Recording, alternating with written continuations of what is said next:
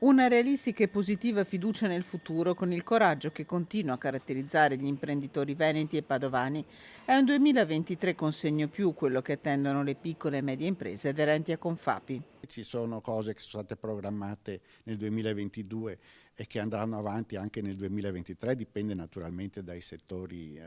diversi,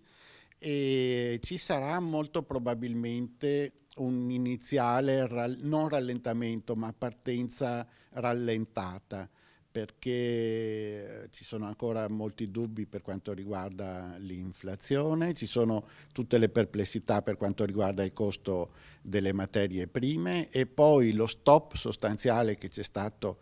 eh,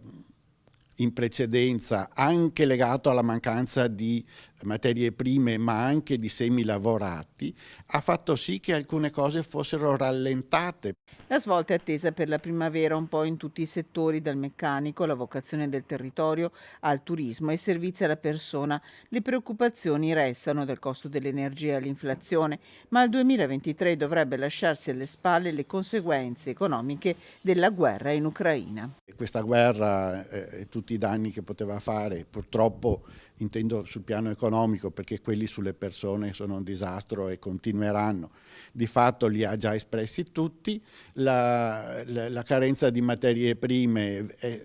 viene in qualche modo equilibrata dai nuovi equilibri mondiali, e quindi noi dovremo andare incontro ad un periodo che dovrebbe via via rasserenarsi passo dopo passo, o almeno è quello che ci auguriamo.